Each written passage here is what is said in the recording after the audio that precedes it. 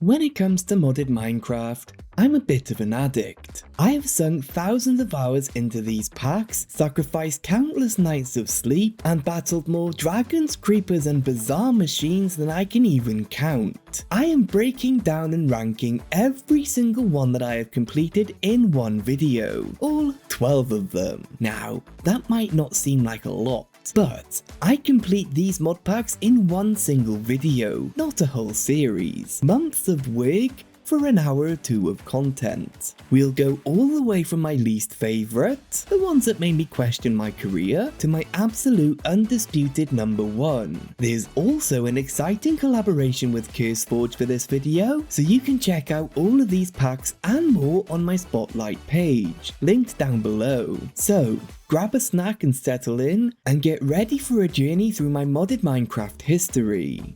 Starting off our list at number 12, we have got Frozenopoullis. In a world held captive by winter's icy grip, a lone adventurer embarks on a journey to survive and eventually save the world. With only one life, they must research and craft an arsenal of machines in the hope that one of them can finally end the eternal winter. My journey began as all good stories do, lost in an unfamiliar and frozen landscape. My first task was to gather some basic materials, like sticks, before my initial climate clemency wore off. I quickly crafted an ice chisel to gather up some icy shards, which I then used to make my first basic tools. That was essential for gathering cobblestone, which then allowed me to craft a stone pickaxe, and more importantly, a stone axe for chopping trees. The early game was all about survival and progression. I made a campfire and I cooked some cobblestone to create regular stone. I even had my first fight with a mob, and they would constantly spawn due to the adverse weather conditions. I used snowballs and stone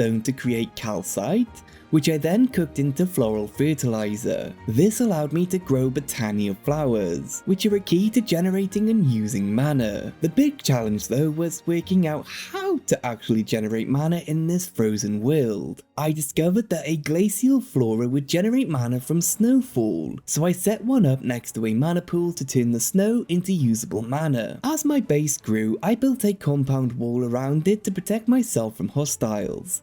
They were relentless. I also automated some farms and started digging for lava to make a level 2 resource generator. This was a huge step, but the real breakthrough came when I discovered a way to get easy ender pearls by trapping endermen in a boat. Surprisingly, this was a bit of a game changer, as it then allowed me to craft a mana tablet and finally automate some resource generation in both the overworld and the nether. Now the nether, that presented a new set of problems. There was no snow, so I did have to find a new way to generate mana. Eventually, I managed to set up a system using an energizer, which will consume power which we made from netherrack generating lava. The overall goal of the mod pack was to create the weather changer. This required a huge amount of resources and a deep dive into elemental craft, which involved a tedious task of collecting water, fire, earth, and air essence. The final boss was the Guardian of the Gaia, a demigod I had to defeat multiple times in order to make the Gaia ingots needed for the weather catalyst. What I enjoyed about this mod pack was the sheer scale of automation and the progression, from punching leaves to fighting a demigod. The final fight with the Gaia was a particular highlight, requiring some careful preparation using flasks and gear to survive. My first time using flasks. However, the part that I kinda despised was the unnecessary grind at the end. The quest just saying, oh, by the way, just go and complete all of Botania real quick. It was kind of frustrating, and I didn't even scratch the surface of how complex and somewhat annoying this mod pack was. So if you would like to see how I defeated that demigod and finally saved the world, go and check out the video for the full story. In at number 11 we have got Forever Factory, a massive automation mod pack. My journey started with a simple goal: build a factory in Minecraft and make $1 billion. This mod pack was different from the get-go because there were no ores generating anywhere in the world. The only way to get them was to buy them from a shop. The early game was a grind. I started by hand farming logs and selling them to make my first profits. Then to speed things up, I built a basic manual tree farm and I learned that if I use a hoe, I can speed up the tick rate of saplings. Once grown, I could break a bunch of logs at once using the altar mine, and then sell them to turn my initial $100 into a cool 4,000. This was the foundation of everything. Buying raw resources, processing them through automation, and selling the final product for a profit. My first major hurdle was automating the basic mechanisms, using Create. I needed andesite cogwheels and shafts, but manual crafting was painfully slow. The quest book then led me to treated wood, and with that and all the automation, chapter 1 was complete. But true automation was still a distant dream. I discovered that I could use wireless functional storage as a way to move items around a short distance wirelessly, which was kind of a big win for building more complex systems. Now, there was a very hilarious whoopsie moment when I realized that integrated dynamics, it had no progression gating. That meant I could use the mod to move power items and fluids anywhere using just one cable, which was ridiculously overpowered. This cheese made my life so much easier, but it was patched in later versions, so I was kinda lucky to realize. The biggest challenge though was the pressure chamber from Pneumaticraft, which was needed for compressed iron. I just couldn't seem to make it work reliably. It was recommended though that we wait for AE2, which I was all too happy to do. It felt so good to tear down my initial sprawling factory and turning it into something more compact and efficient using AE2, and the frame rates thanked me for it. This journey through Forever Factory was a wild ride, and I faced countless bottlenecks. From not having enough andesite alloy to dealing with recipe conflicts after an update. The constant battle against performance, even when I put the pack on a server, it was kind of a mental strain. So for the full story on how I made over $1 billion in this mod pack, and to see all the crazy automation that I built to make it happen, be sure to check out that full video. Number 10. Astropolis. My journey began stranded on a single chunk of rock, drifting through space with no resources and no way home. The only way to survive was to build, automate, and conquer the void itself. My very first step was punching asteroid blocks to get asteroid rocks. With 4 of those, I made a block, and then a stone crafting table, and eventually an asteroid pickaxe. Next up was getting the asteroid hammer, which gave me a chance to get rocks, organic powder, water drops, and ice shards. There are no trees in space, so I had to figure out how to get planks. It turns out I could use organic powder on asteroid blocks to transform them into planks, which allowed me to make a drying table. The first source of food in this mod pack was asteroid stew. Yum yum. To progress, I had to craft a furnace with asteroid rocks as the only fuel source. Then it was on to making a resource generator, which slowly duplicates a couple of blocks, like stone or cobblestone. Oddly, my biggest early game struggle was the sheer amount of flints that we needed. It was honestly a little bit weird. Now, since I couldn't just plant a sapling in space, I had to craft a thermoelectric generator to power a garden cloche, which I then used to grow the trees. Next, I dove headfirst into immersive engineering to get some iron. This was a long and arduous process that involved making bronze and then using that to make metal bars. But eventually we were able to make some budding clusters that would then slowly generate resources. Again, it was a super slow process, taking hours to generate enough materials. After completing a few quests, I was able to get my hands on a time in a bottle. This would be a game changer, as it's gonna store time that we could use later to speed up machines. I needed steel to create the machinist core, a key component for the iron and steel mechanical components. I also then needed to make a metal press and a crusher to get even more resources from my budding clusters. The progression was slow and a little bit all over the place, but I was finally getting somewhere. After a lot of work, I finally made a spacesuit upgrade and the mining belt portal frames, which allowed me to travel to the mining belt. This new area had asteroids with tons of different ores, like silver and lead. A great part though was getting the Guardian armor with some rocket boots. That gave me some much needed flight capabilities. My next goal was to get to Venus. It It was a pretty hostile place filled with blazes and endermen, but after a long and repetitive grind, I was finally able to create a portal to the moon. Later on, I discovered that the ingot of ingots recipe didn't use lead, which everyone thought it did. Honestly, the mod pack was a massive grind.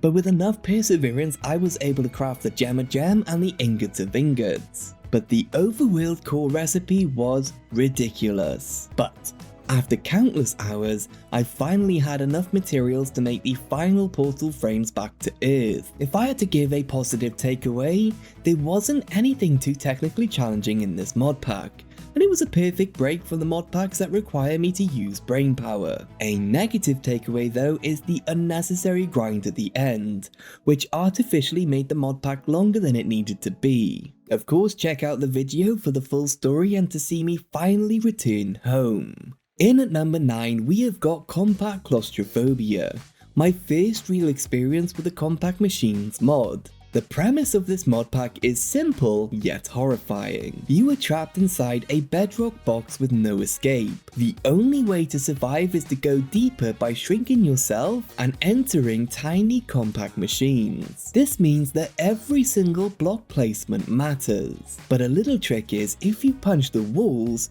you take a bit of damage, but you'll get a little bit of dirt and gravel dust. Now you start off with a few basic quests to get you going, and my first priority was to try and get some wood from bonsai cuttings, which I found by punching the walls and dirt. Early on, I discovered a unique way to gain some saturation by pooping on the floor. It was gross, but it worked, and after a lot of punching, I was able to make a wooden pickaxe, which let me start mining the walls for new resources like stone pebbles and copper grit. As I progressed through the quests, I was able to craft a uranium and a decay generator, my very first source of power. Then the next step was to get an auto clicker and start automating the resource gathering, telling it to punch the wall. Now I found a cheeky little storage cheese by realizing that we could put a double chest into the very first starting room. It was a little bit cheeky, but it gave me a lot more space to work with. A major turning point in my journey was when I finally figured out how to automate a tree farm. And even though it was a bit slow, it meant I had a consistent source of wood for charcoal,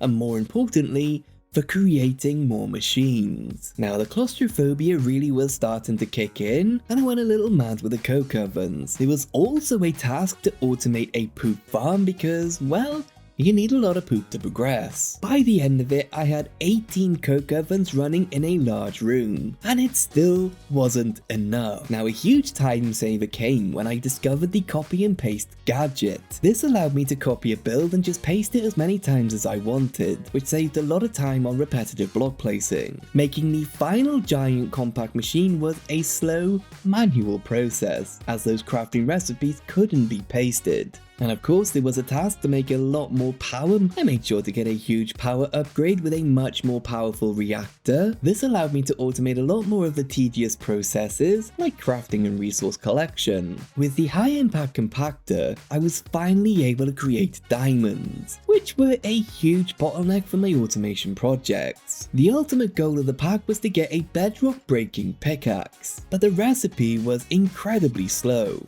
But with the pickaxe finally in hand, I returned to the starting room, and after a few swings, I was finally free. This pack was a journey of survival, automation, and claustrophobia. Now I didn't go into too much detail on those extensive crafting chains for things like the fusion reactor or cryothium dust, and there's still so much more to explore. So if you'd like to see more of that mod pack, check out the full video for that entire story. In at number 8, we have got Techopolis 2, a mod pack that scales up production until your frame rate completely destroys itself. The world is broken up into hexagonal biomes. With 24 quest chapters to complete, we had to work through 7 different tiers of technium ingots, all the way down to final technium.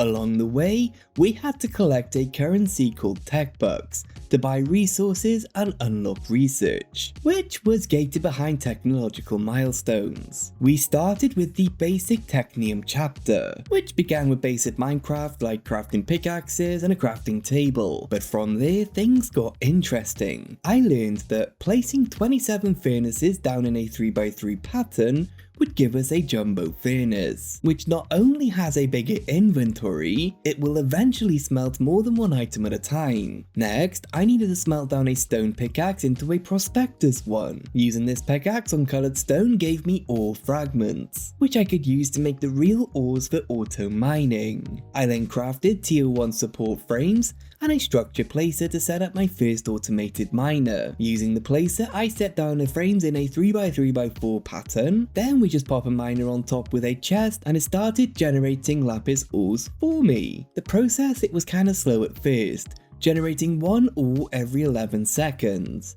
But by adding speed caps, over time I was able to significantly reduce that time. Then it was time to move on to conveyor belts. After crafting them, I learned how to use them with an extracting belt to pull items out of the miners and eventually into the jumbo furnace for auto smelting. In this mod pack, I also spent far too much time removing mountains from some hexes, kinda because I had a ridiculous idea for a final build. A major turning point came when I unlocked simple storage networks. The conveyor belt system had major throughput issues and I kinda maxed out on how many items it could move. The simple storage network though allowed me to link all of my chests and inventories to a single terminal. That way I could access everything from one place. No more looking through chests for me. This was a massive quality of life improvement. Having access to all of the materials like the 29,000 redstone, it was kind of awesome. Problems started when I happened to go exploring for obsidian.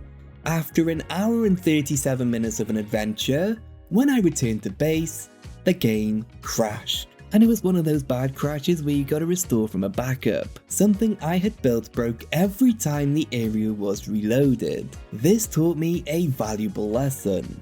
I can never leave the base again. Now, one of the most enjoyable parts was getting access to the angel ring. This allowed me to fly. Now, while it did technically slowly consume my experience, it was a small price to pay for the freedom that it gave me to navigate the base and build faster. Now, of course, this is only a small section of the adventure, and if it does sound interesting to you, like, automating mechanism, generating absurd amounts of power with nitro generators, and even launching multiple rockets to space, then go ahead and check out that 1-hour story. Now, moving on to number 7, we have got All the Mods 9 to the Sky. It holds the title of the largest mod pack I have completed so far. All the Mods 9 Sky is a kitchen sink mod pack that challenged me to dive deep into countless mods and quests to craft the All the Mods star. However, I didn't quite stop there and I pushed past that limit for 100% completion, including every optional quest.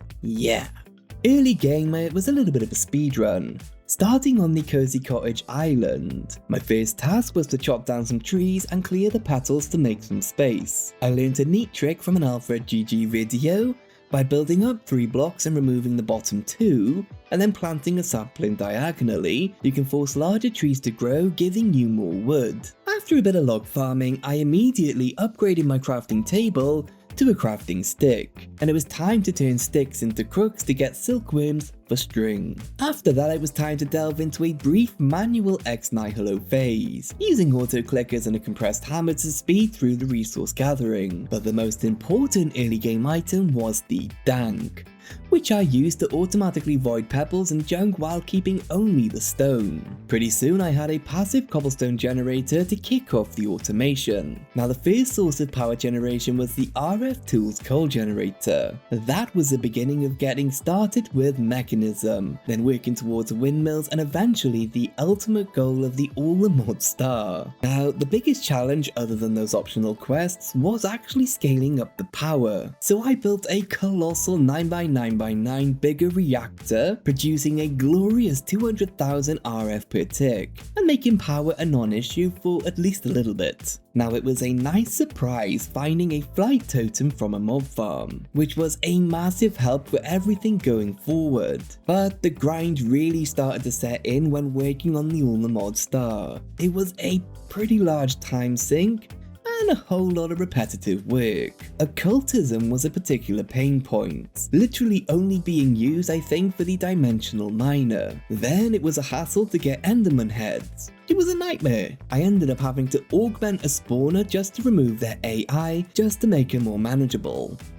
kind of a ridiculous solution. I also faced an unexpected challenge finding rabbits for completing Ars Nouveau. The only way was to summon a desert biome and use a mob swab as soon as one spawned before it could go and yeet itself off the island. But before you finally reach 100% completion in this mod pack, you kinda can't wait to stop playing. I had a lot of fun with a few of the mods, but the lack of integration between them kinda made the grind feel even more tedious. If you want to see all the details of this painful but worthy journey, be sure to check out the full 2.5 hour video. It's pretty intense. In at number 6, we have got Vault Hunters 3rd edition. The only mod pack so far that I've had to call in reinforcements for. Vault Hunters is a high stakes Minecraft adventure where the goal is to connect 25 unique artifacts and defeat the final vault boss. Doing this solo would have taken months, which is why I brought my friends Ickle and Hidden Fatman along the way. My journey started by digging all the way down to Deep Slate level in search of 2 very specific items, Vault Stone and Chromatic Iron Ore. These are the foundation of our vault hunting. While mining Vault Stone, there is a small chance of getting a Vault Rock,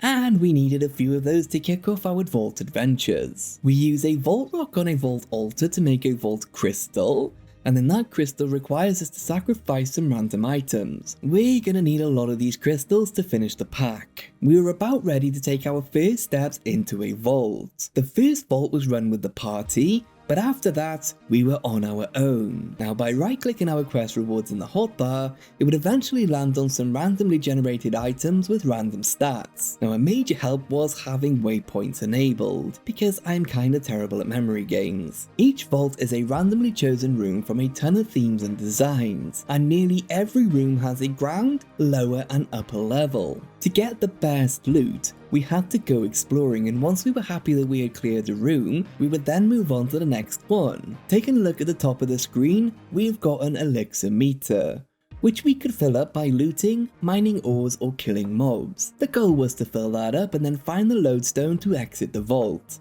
If we did, we would get a creator with some item rewards. One of the worst parts was the recipe changes. They really limit what you can do with the mods. For example, the golden apple requires 40 gold ingots, and that's not even the worst ones. We also decided to play on casual mode, which meant that if we did die in the vault, we're not going to be set back to 0 and lose all of our items. That was kind of essential, as the hardcore gameplay would make it incredibly time consuming to keep having to start over. We also played with double experience, so we'd only need to run around 200 vaults to reach level 100 instead of the 400 to 500. Crafting some unique items was kind of fun. I had a blast using my new hammer to obliterate entire vault rooms, though I think my favourite part of this mod pack was seeing our bases grow and the pranks that we pulled on each other. My base was intentionally grown taller to cover up my teammate's base, and then he went and built his base bigger. I then built higher again with a decorative house, only to discover overnight it had been claimed by Mr. Hidden Fatman himself and that he built his own interior. I had to then build a super quick interior before he got online so I could evict him. I should probably do more team-based mod packs at some point, as it is kind of fun playing with other people. Now, the biggest struggle was getting the final artifact, as all we kept getting were duplicates. I kinda knew this would happen, which is why we have the team. The final boss, the Herald of the Vaults, was supposed to be the epic finale, but unfortunately, there was a game-breaking glitch that made this boss undefeatable. I did find a way to skip past the broken boss phase, but it was an unexpected roadblock and a bit of a bummer to an ending of something that took so long to reach. Overall, this pack provided some amazing and frustrating moments. If you want to see how we managed to complete all of the challenges and take on the boss, and unlock every single mod, well, you know what to do. Now we are on to the top 5 mod packs. Which mod pack do you think I would consider to be my favourite? And do you agree with my list so far? Coming in at number 5 is Mechanical Mastery. So this mod pack is kinda special because it was the start of a brand new niche on YouTube, completing one mod pack in one video. The goal was to acquire 5 tiers of mechanical crystals, all while building in a skyblock environment. Like any great skyblock adventure, I started by punching a tree and finding a secret chest with all the skyblock essentials. The twist? This pack came straight away with Project E, but there's a catch. Pretty much every item has had their EMC value removed. Instead, I had to process raw materials into crystals and sell the final product for a profit. My first quest was to make a full cobblestone generator, which I only needed one cobblestone from since it did have an EMC value. The early game grind involved farming oak logs for their decent EMC value until I could produce my own crystals. The grind really started when it was time to make the first mechanical essence, a tier 1 crystal. While it sold for 8,000 EMC, it only cost us 2,500 to produce, making it a great source of profit. And to make things efficiently, I crafted up a multi-servo press to make plates and rods and gears a little bit cheaper. After semi-automating the first 2 tiers, I realized that my systems were incredibly inefficient. So as is now the trend, I tore everything down and rebuilt the tier 1 and tier 2 systems with pipes, making them I think 4 times faster. After unlocking refined storage, I moved my disorganized and unruly machines into new village style houses, because it looks cool and I like looking at nice things. I hit a major roadblock when I realized that my power generation just wasn't cutting it. To solve this, I built a power reactor or 2 to generate a whopping 100,000 RF per tick each. This was also the point in my career where I started the whole "my skyblocks shouldn't look like skyblocks" trend. Now the real challenge came with the tier 4 essence, which required me to dive deep into mechanism. Automating the fissile fuel pellets and refined fuel was a huge pain, but I somehow managed to get it done. Also, ether gas. Nobody likes doing this. The end game, however, was a whole new level of painful. I had to make 24,000 of every ingot to craft the ultimate singularities for the final star shards. And the biggest bottleneck was the production of polonium and antimatter, which took so dang long. After all that, I still needed 32 final stars to complete the creative items. I did find a sneaky solution. After crafting one final power flower, I used this insane EMC generation to just buy the rest. But just when I thought I was in the clear, I ran into a game-breaking bug where refined storage couldn't access my drawers with unlimited items. My solution was to just manually store the items on a storage disk and finish the final crafting all by myself. After that, I could finally call myself an expert at automation. If you want to see how this crazy skyblock adventure unfolded, from punching a tree to crafting the creative vending upgrade, then be sure to check that out. In at number 4, we have got Cabin. This mod pack is an updated version of Create Above and Beyond. The mod pack's goal isn't just to survive, it's to invent and turn dreams into reality, with the ultimate ambition of traveling to space. My journey unfolds across 5 main chapters, each filled with unique challenges and clever contraptions. Along with a handful of side quests, I was aiming for 100% completion. My first task was to build a small factory town in a peaceful open clearing I had scouted out earlier. The first major hurdle was automating wood, andesite, clay and kelp, which are essential for crafting the initial andesite machines. Making andesite alloy from kelp and clay was a hands-on process at first. After many frustrating searches for the elusive lead, I was finally able to craft a mechanical saw, which was a great start for a tree farm. I then built a small tunnel board to try and get a little bit more lead, which was a little baby one that was gonna grow with me, one drill at a time. Then, making the andesite machines by hand became a bit of a pain, so I looked into semi-automation to streamline the process. And with the first chapter's automation set up, I was able to continue building my home and unlock the next chapter. Now chapter 2, that was no joke. I needed to automate everything from polished rose quartz to molten iron, and I hit a bit of a wall when I realized that the brass recipe had been changed, and it now required a multi-step process of mixing molten copper and molten zinc. I also found out that chain conveyors were accessible, which would be crucial for future builds. This mod pack also introduced some quirky mechanics, like how unprocessed Invar ingots are unstackable, which was a bit of a scary detail. Progressing required a lot of lava, and a trip to the nether to gather nether wart for the potion making. This chapter also introduced the Mega Torch, was a lifesaver to keep those mobs away from clogging up my belts. The next challenge was the lead machines, which required potions of haste and liquid pulp from bamboo. Completing chapter 2 was a huge milestone, unlocking the most important parts of the Create 6 update. But after all of that work, it was time to take a step back and reimagine what I had built. We then moved on to automating the creation of canvas and filters, and we set up auto crafters for crushing wheels, which were needed to make the singularities for chapter 3. Then the next big challenge was to set up some TNT crafting, and then blowing that up next to some singularities and ender dust. I think that took me like a day to work out. It was also then that I discovered the test of patience, an endless barrel within a barrel. I knew right then that I need to automate this right away if I wanted to achieve 100% completion in a reasonable time. I think it's like a 1 in 4 million chance to get the loot, so it's now or never. The final automation for this chapter involved a weird system to convert chromatic paintballs from one color to the next. Finishing chapter 3 unlocked chapter 4, can you believe it? Which involved creating calculation mechanisms and ME controllers. Finally some AE too. I did have to work out how the alchemical laser worked, which was kind of a total headache. I mean, the struggle was real, and it took a lot of trial and error to get the minecart filling system to work correctly. Honestly, unlocking the final chapter felt kind of incredible, and I knew the end was in sight.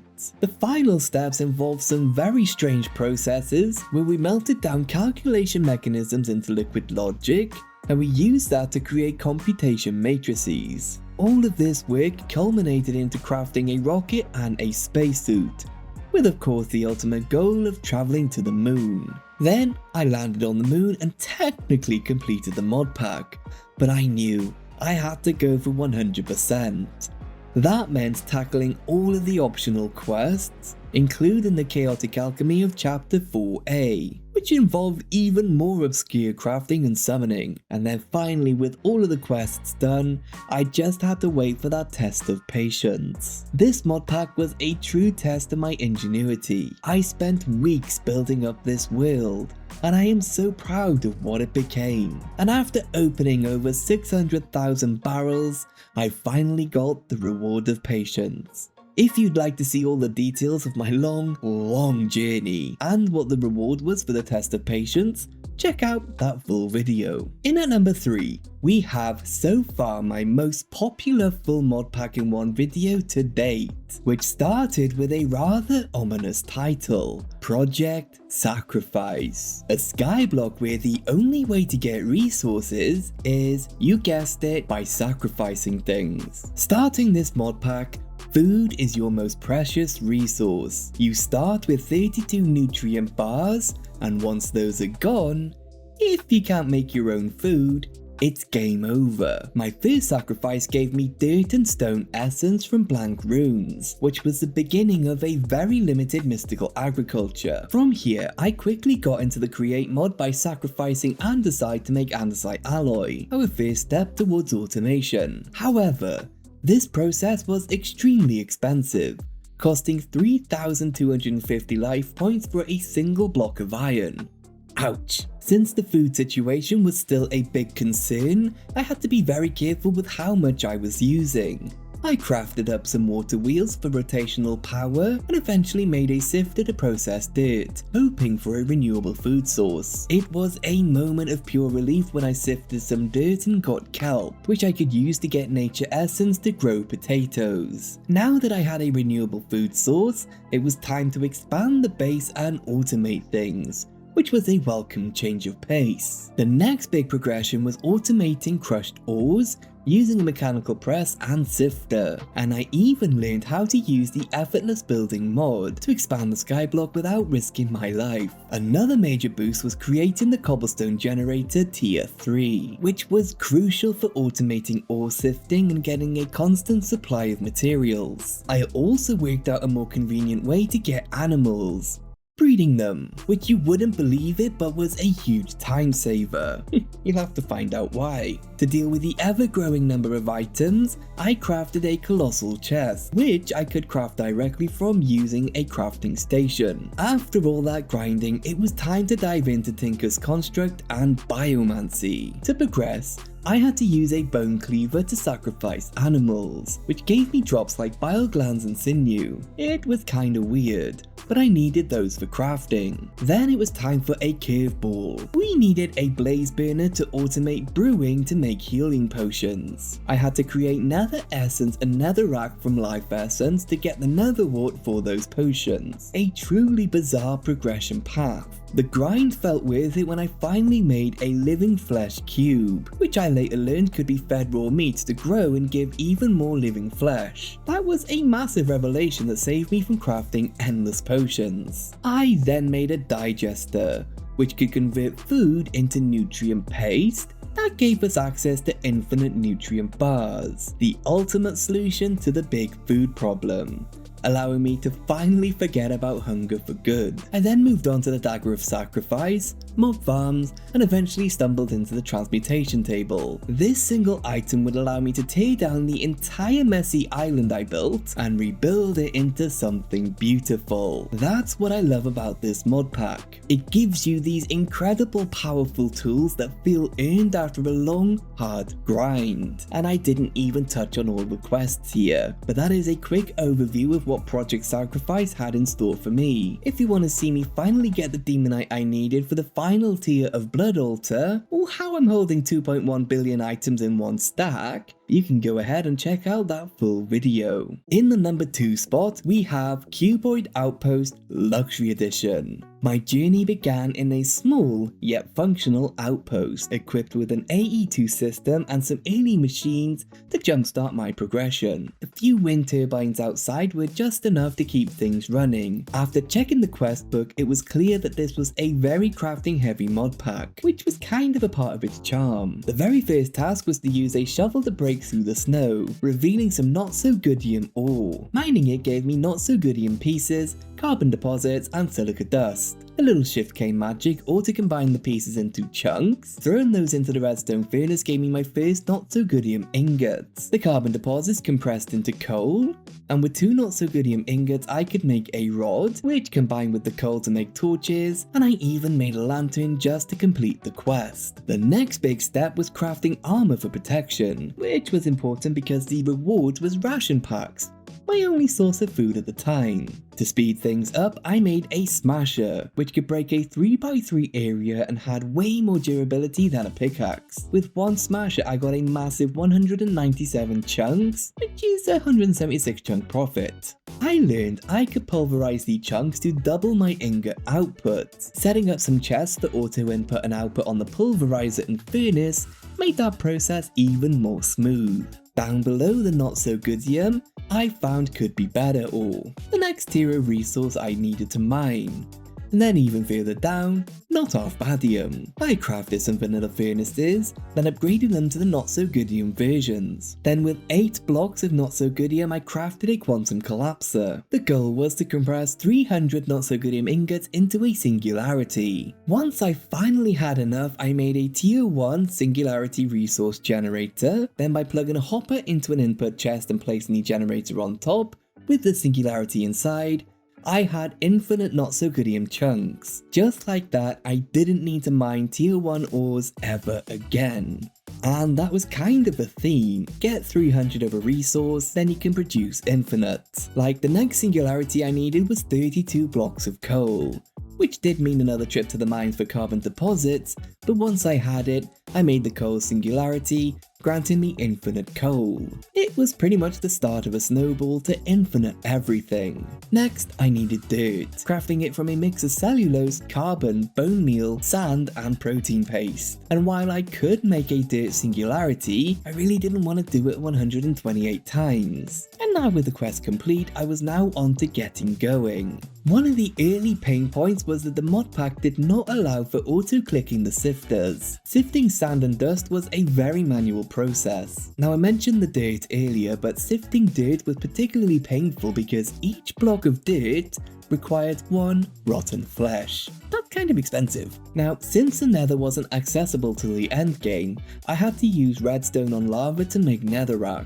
But lava was nice and easy because we could automate it using a fluid pump from Immersive Engineering. Then I had to deal with a painfully slow coke oven to make coke bricks. Industrial foregoing was a bit of a pet peeve of mine, forcing me to go through the whole entire mod just to get 1 bucket of ether gas. Why? There was also a whole thing with netherite ingots and a brass sifter in order to make the platinum singularity. And one of my least favourite tasks was farming for wither skulls, which was not made any easier by the lack of automation for this particular task. This whole outpost started as a cold, empty shell, but somewhere along the way, it became something more. It became a place that feels lived in. A place that works even when I don't. There is so much more to this journey that I couldn't cover here, from the massive base redesign to the intricate automation systems. If you want to see the full story and every quest I conquered, be sure to check out that full video. We've made it to number 1, and before we discuss what that is, I just want to say that this list might make it seem that I only enjoy mod packs that have got the Create mod in. In reality, it just so happens that the Create mod is now included in every single tech and automation mod pack. Automation is my jam. It's my biscuits and cream. Also, it's at this point you should probably subscribe. There are more mod packs to complete and more videos to make.